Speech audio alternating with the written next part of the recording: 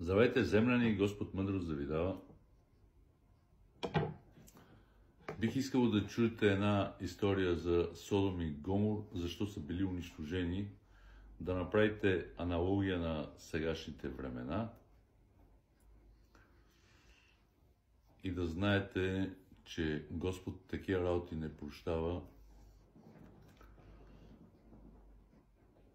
И историята ще се повтори, само че няма да е за два града, а за целия свят.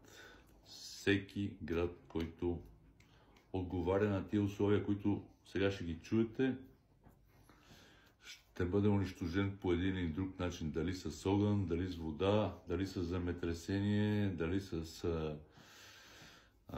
нещо си друго. Няма значение.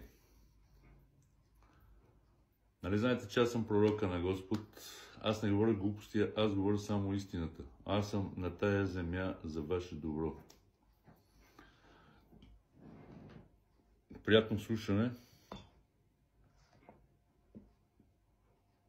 Това беше град на богатството, властта и разкоша, място, където удоволствието нямаше граници, а последствията сякаш не съществуваха. Содом и Гомор бяха символи на излишъка, а хората им вярваха, че са недосегаеми. Но една нощ всичко се променило. Огън паднал от небето и в един миг те били заличени от историята. Но какво ще кажете, ако ви кажа, че най-големият им грях не е това, което повечето хора си мислят? Ами ако истинската причина за тяхното унищожение е била пренебрегвана векове наред.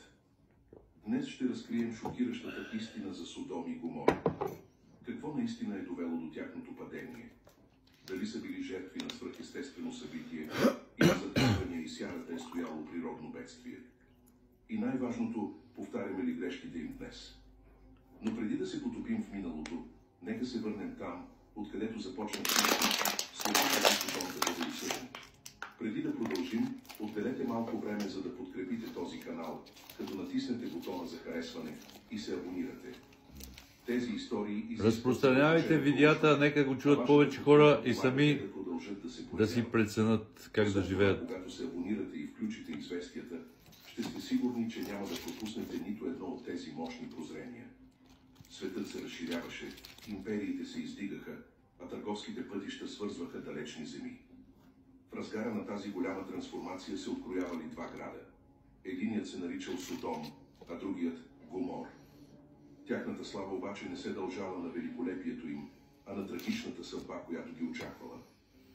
Разположени в близост до Мъртво море, тези градове процъфтявали благодарение на търговията, привличайки търговци с екзотични подправки, скъпоценни метали и редки тъкани. Богатството течало свободно, а с него идвали гордостта и безразсъдството.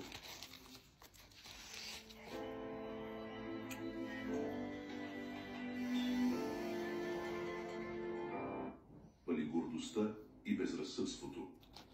Стремежът към удоволствие замени принципите, а справедливостта се превърна в забравена реликва. Жителите на Содом вярвали, че са недосегаеми и не подлежат на последствия. Докато другите градове се придържали към свещени традиции и морални кодекси, Содом и Гомор отхвърлили всякаква сдържаност. Състраданието беше слабост, а бедните бяха само бреме. Това, което някога е било земя на възможностите, скоро се превръща в място на безконтролно разточителство, където властта и удоволствието властват над всичко останало. Сред пристигналите в града бил и Лот, човек с вяра, който някога бил пътувал заедно с Авраам. Когато имал възможност да избира къде да се засели, Лот се спрял в Содом. Обещанието за богатство и комфорт било изкушаващо, но той не успял да види тъмнината, която се криела под златната повърхност на града. С течение на дните Содом разкрива истинската си същност. Това, което изглеждало като оазис на благоденствието, в действителност било развъдник на корупция. Пътниците били малтретирани, правосъдието било изкривено от алчността, а водачите на града процъфтявали в измамата. Лот попада в свят, различен от всички, които е познавал досега. Лот едва се е установил в Содом, когато започва да вижда, че градът не е такъв, какъвто изглежда. Отначало богатството и просперитетът изглеждали обещаващи, но колкото повече наблюдавал, толкова повече осъзнавал истината. Високомерието изпълвало улиците, а към външните хора се отнасяли с подозрение или направо враждебно. Жителите на града живееха по свои собствени правила, пренебрегвайки всичко, което им се изпречваше на пътя.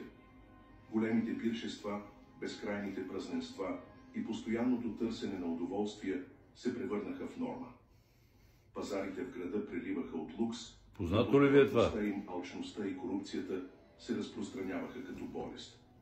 Престъпността процъфтявала безконтролно, а слабите нямали никаква защита. Лот е дошъл да търси ново начало, но е намерил общество, което е изоставило всякакво чувство за морал.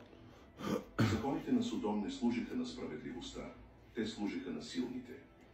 Съдиите лесно се подкупваха, а богатите живееха, без да се страхуват от последствията. Чужденците бяха нежелани, гостоприемството не съществуваше, а милосърдието се смяташе за слабост.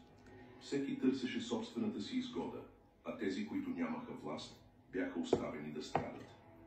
С течение на времето, истинската същност на града става невъзможна за пренебрегване. Това, което някога е изглеждало като земя на възможностите, сега се разкрива като свърталище на корупция. Хората са се отучили да приемат злото, приемайки за нормални и най-жестоките деяния. Това, което някога е било шокиращо, се е превърнало в рутина. Лот се бореше с реалността на своето положение. Той е избрал Содом, но никога не си е представил колко дълбока е покварата в него. Опитал се да остане на страна, да се отдели от мрака около себе си. Но на място, където жестокостта е развлечение, мълчанието не е достатъчно. Градът вече не се страхуваше от съд, нито при... Пичове, искам да ме взимате много насериозно и да знаете, че аз не лъжа нито една дума, всичко, което казвам е истина. Искам да чуете този разказ и да започнете да мислите и да знаете, че ако повторите грешката на Содом и Гомор и не я поправите, защото вие сте направили вече грешката, не я ли поправите, нямаше някаква власт извън ще получите също наказание, даже и по-жестоко. Хората в Содом се смееха на мисълта за последствията. Но можеха ли наистина да ги избегнат? Имаше ли граница, до която злото можеше да бъде толерирано? Просперитетът в Содом и Гомор изглеждаше безкраен. По улиците кипеше оживление, търговците излагаха редки стоки, а пишните банкети продължаваха до късно през нощта. Удоволствието беше законът на града и за разкоша нямаше граници. Отвън градът изглеждаше като рай на богатството и изобилието. Но тези, които живееха там, знаеха истината. Това не беше рай. Корупцията течеше във вените на града, прониквайки в неговите обичаи, закони и сърца.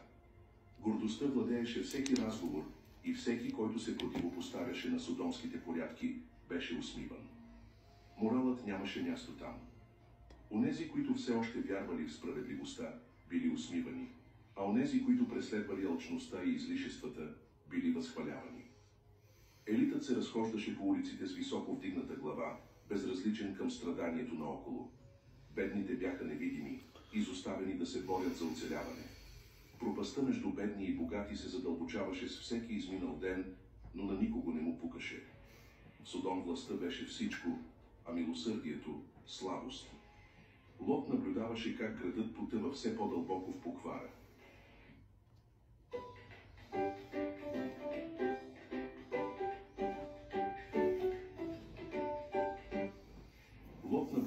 Как градът потъва все по-дълбоко в поквара. Беше дошъл в търсене на благоденстващ живот, но сега беше попаднал в свят, в който жестокостта беше форма на забавление. Опитваше се да се държи на разстояние, но как можеше да игнорира случващото се около него? Как можеше да се преструва, че това е нормално? Хората в Содом не просто са били безразлични към доброто и злото, те активно са ги пренебрегвали. Нечестивите не се криеха, а с гордост показваха действията си.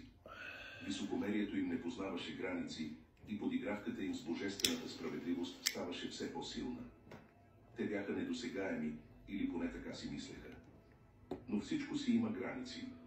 И независимо дали вярваха в това или не, съдът, който бе отлаган толкова дълго, наближаваше. Дали някой щеше да избегне това, което предстоеше? Или съдбата на Содом и Гомор вече е била запечатана? Содом не само се е отказал от справедливостта, той я е преобърнал с главата надолу. Законът вече не защитаваше невинните, а само тези, които имаха власт. Управниците на града процъфтяваха с измама, а състраданието се смяташе за слабост. Ако някой чужденец пристигнеше, за да търси подслон, той намираше само жестокост. Жителите на Содом се гордееха с покварата си, вярвайки, че са извън обсега на всякакви последствия. Насилието не просто се толерирало, то било развлечение. Пътниците не били посрещани любезно, а с унижение. Идеята за гостоприемство, свещена ценност в много страни, нямаше място там. Всеки, който се осмеляваше да прояви милост, рискуваше сам да стане мишена. В Содом оцеляването принадлежи на безмилостните.